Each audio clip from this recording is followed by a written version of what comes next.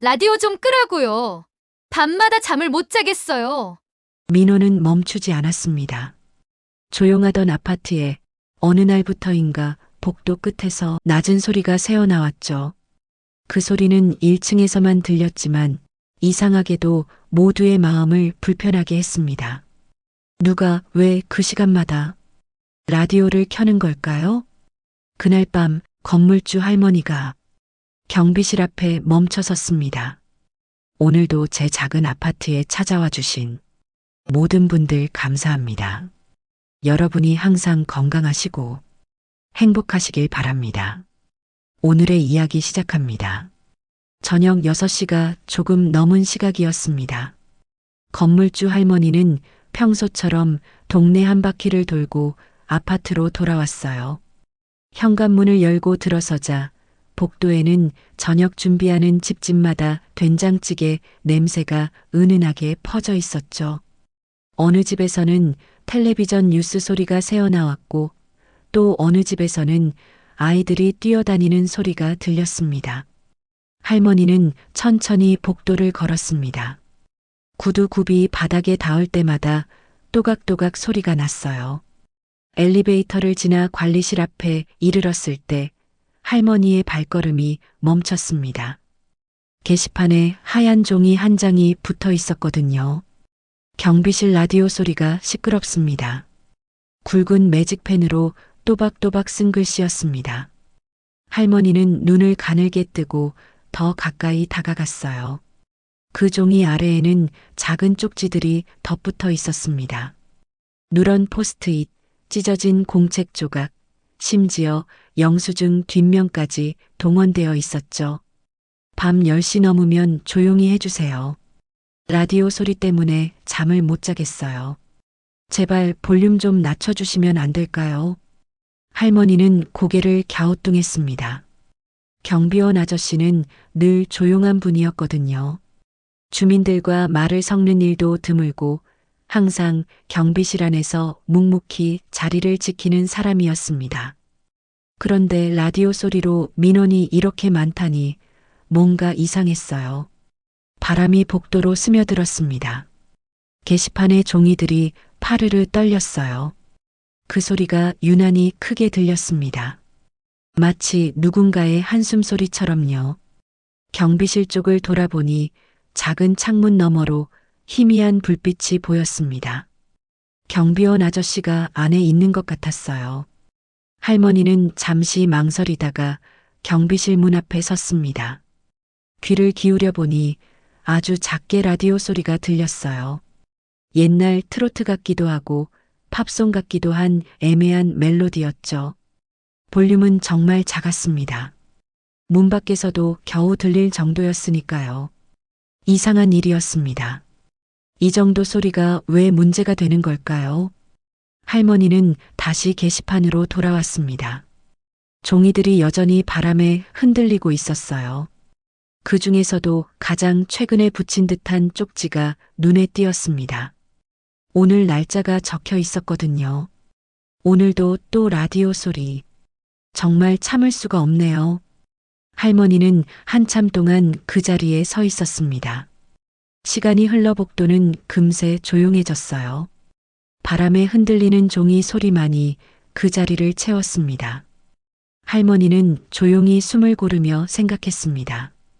이 문제 그냥 넘길 수는 없을 것 같았거든요. 다음 날 아침 8시였습니다. 할머니는 우유를 사러 나가려다가 복도에서 경비원 아저씨를 마주쳤어요. 그는 게시판 앞에 우두커니 서 있었습니다. 어제 할머니가 봤던 그 민원 종이들을 묵묵히 읽고 있었죠. 평소엔 꼿꼿하던 그의 어깨가 오늘따라 무겁게 내려앉아 있었습니다.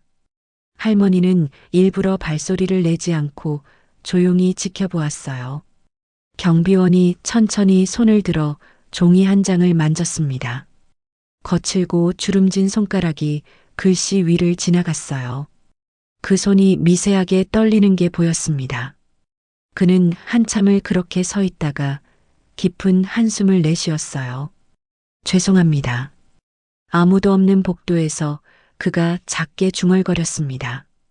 목소리가 갈라져 있었어요. 그는 고개를 떨구고 천천히 경비실로 돌아갔습니다. 문을 닫는 소리가 평소보다 조심스러웠어요. 할머니는 그 뒷모습을 한참 바라보았습니다. 무언가 말을 걸어야 할 것 같은데 뭐라고 해야 할지 모르겠더라고요. 같은 날 저녁 7시쯤이었습니다. 할머니는 일부러 경비실 앞을 지나갔어요. 작은 창문으로 안을 들여다보니 경비원이 무언가를 닫고 있었습니다. 낡은 라디오였어요. 요즘은 박물관에서나 볼 법한 그런 물건이었죠. 경비원의 손끝이 라디오 위를 천천히 쓸고 지나갔습니다. 먼지를 닦는 그 손길이 마치 누군가의 얼굴을 어루만지는 것 같았어요. 그 손끝에는 미안함보다 더 깊은 무언가가 서려 있었습니다. 라디오의 다이얼 부분은 특히 반짝반짝 빛나고 있었습니다.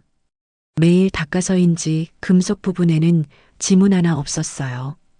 경비원은 라디오를 닦으면서 가끔씩 멈추곤 했습니다. 그럴 때마다 그의 시선이 라디오에 머물렀죠. 마치 오랜 친구를 바라보듯이요. 할머니는 그때 알아차렸습니다. 그 라디오가 경비원에게는 단순한 물건이 아니라는 걸요. 소중한 무언가가 담겨 있는 함부로 건드릴 수 없는 그런 물건이라는 걸 말이에요. 경비원이 라디오의 전원 버튼에 손을 올렸습니다. 켜려다가 멈추고 또 켜려다가 멈추기를 반복했어요. 결국 그는 라디오를 켜지 않았습니다. 대신 라디오를 한번 가볍게 쓰다듬고는 의자에 기대 앉았어요. 그 모습이 왠지 외로워 보였습니다. 할머니는 조용히 그 자리를 떠났습니다.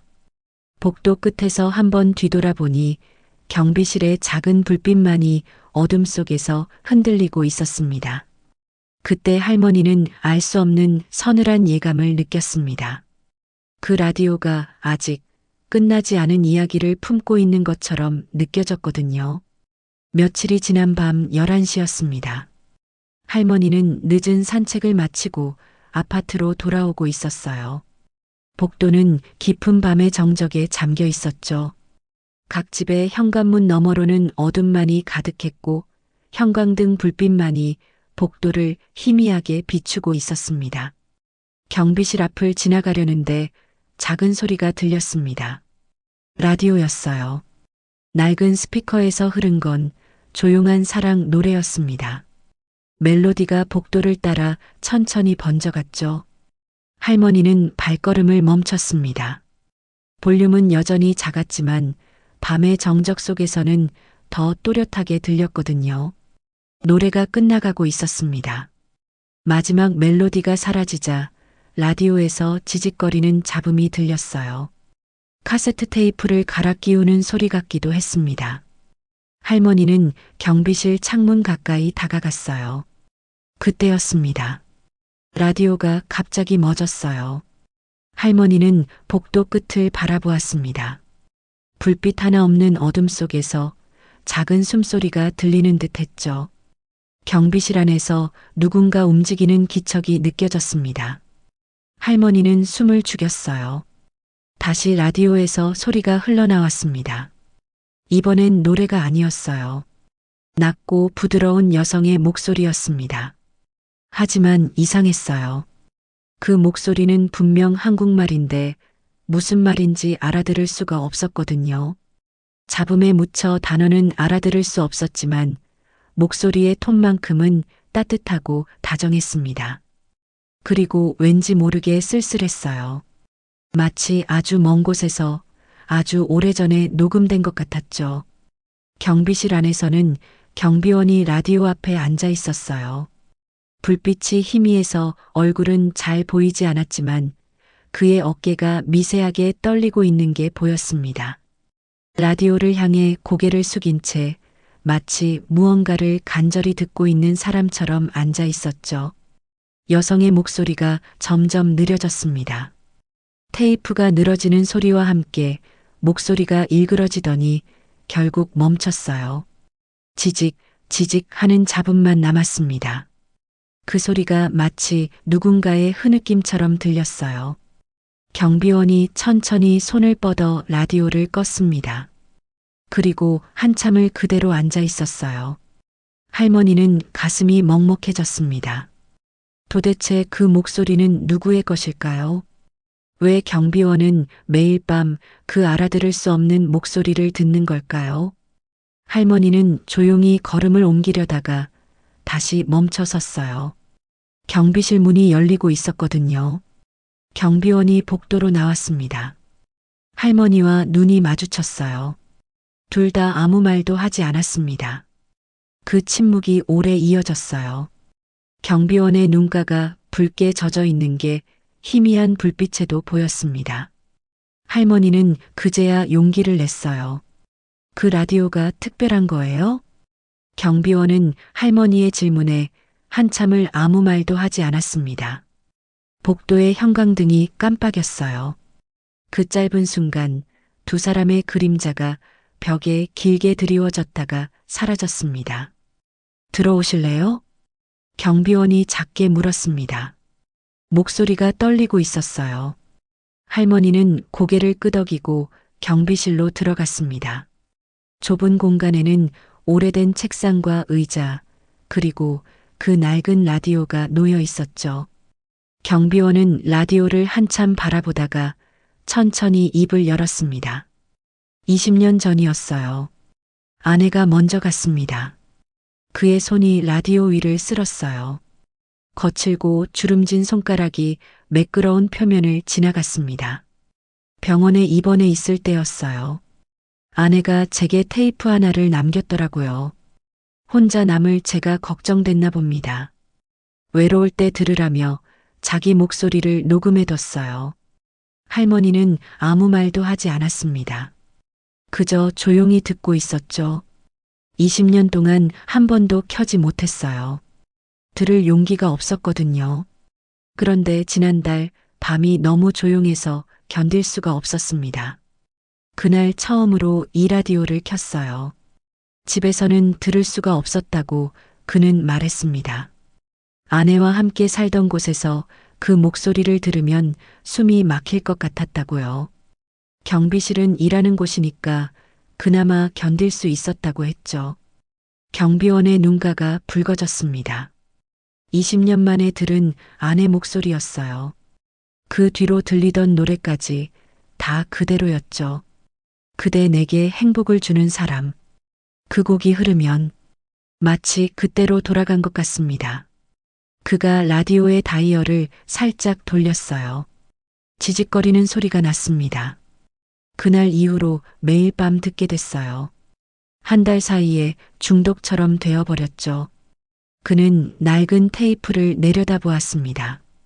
매일같이 재생 버튼을 눌렀지만 소리는 점점 흐려지고 있었죠. 언젠가 완전히 사라질지도 모른다는 생각에 그는 밤마다 다시 그 버튼을 눌렀습니다.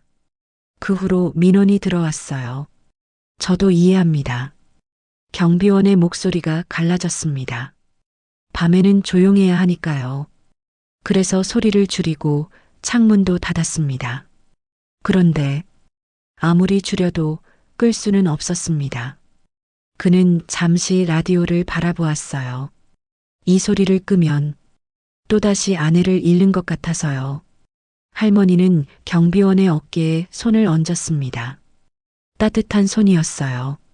많이 외로우셨겠어요. 20년을요. 그 한마디에 경비원의 눈에서 눈물이 흘렀습니다. 참고 참았던 것들이 한꺼번에 쏟아져 나왔어요. 미안합니다. 주민들에게 피해를 주고 싶지 않았는데 라디오 소리가 그렇게까지 울릴지는 몰랐어요. 할머니가 담담히 말했어요. 사람의 마음은 소음이 아니에요. 그리움은 더더욱 그렇고요. 경비원이 라디오를 다시 켰습니다. 아까보다 더 작은 소리였지만 여전히 그 여성의 목소리가 들렸어요. 이번에는 할머니도 들을 수 있었습니다. 뭉개지고 일그러진 목소리였지만 그 안에 담긴 사랑은 선명했어요. 할머니는 그제야 알았습니다. 경비원이 지키고 있는 건 단순한 추억이 아니라 20년을 견뎌낸 사랑이라는 거요. 두 사람은 한참 동안 그렇게 서 있었습니다. 경비실 불빛 아래서 낡은 라디오가 들려주는 사랑의 목소리를 듣고 있었어요. 경비원의 눈빛 속엔 20년 만에 다시 만난 아내의 목소리가 머물러 있었어요. 할머니는 조용히 말했습니다. 제가 주민들과 얘기해 볼게요. 방법을 찾아봅시다. 경비원이 고개를 들었어요. 희망과 감사가 섞인 눈빛이었습니다. 며칠 뒤 아침이었습니다. 할머니는 약속대로 주민들을 만나 경비원의 사정을 설명했어요. 몇몇은 고개를 끄덕였지만 어떤 이들은 여전히 못마땅해 했습니다. 그렇게 일주일이 지났어요. 할머니가 게시판 앞을 지나가는데 또 다른 쪽지가 붙어 있었습니다. 라디오 소리 여전합니다. 조속히 조치 바랍니다. 할머니는 깊은 한숨을 내쉬었어요. 경비실 창문에 방음 패드까지 붙여봤지만 소용이 없었습니다. 잠시 뒤 경비원이 나와 그 쪽지를 떼어냈어요. 손끝이 미세하게 떨리고 있었습니다. 이젠 정말 치워야겠죠. 그의 목소리는 담담했지만 어깨가 축 처져 있었어요. 할머니는 잠시 생각하다가 조용히 말했습니다. 밤은 어렵지만 저녁 시간은 어때요? 경비원이 고개를 들었어요. 저녁 6시 반요? 그 시간은 아내가 라디오 듣던 때였어요. 할머니가 부드럽게 미소 지었습니다. 그럼 그 시간에 다 같이 듣는 건 어때요? 로비에서요. 경비원의 눈이 흔들렸습니다. 할머니가 덧붙였어요. 혼자 듣는 소리는 소음이 되지만 함께 듣는 음악은 추억이 되거든요. 사흘 뒤 로비 한쪽에 작은 테이블이 놓였습니다. 그 위엔 경비원의 낡은 라디오와 저녁 6시 30분, 10분의 추억 음악 시간이라 적힌 팻말이 있었어요.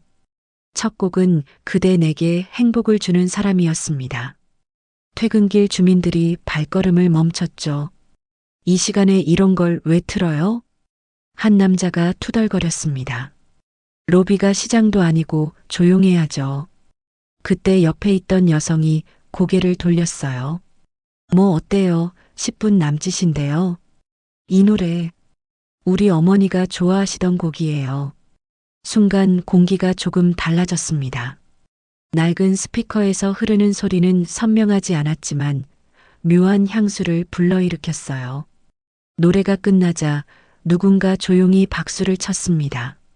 그리고 하나둘 박수 소리가 번졌어요. 경비원의 눈가에 작은 미소가 번졌습니다.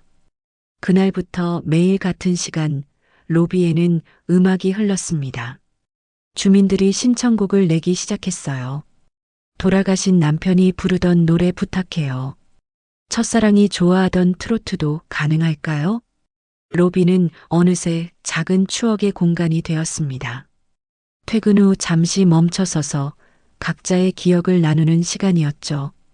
어느 날 저녁 경비원이 테이프를 닦으며 낮게 말했습니다. 이제 곧 이 소리도 사라질지도 모르겠네요.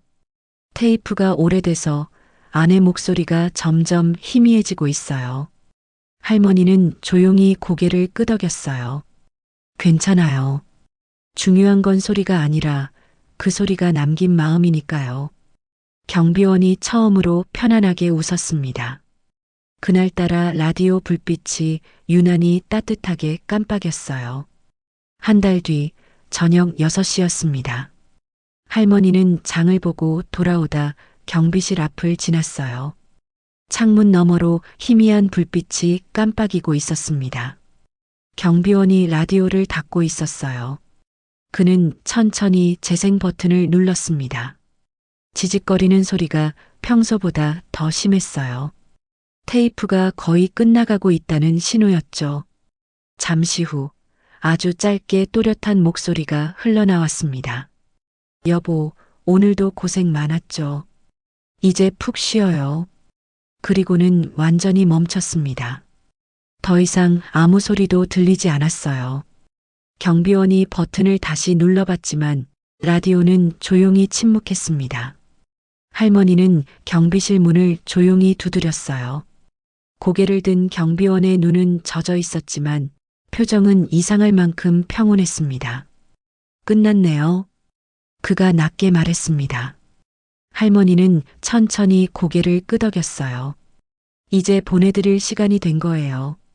경비원은 라디오를 한 번 더 쓰다듬었습니다.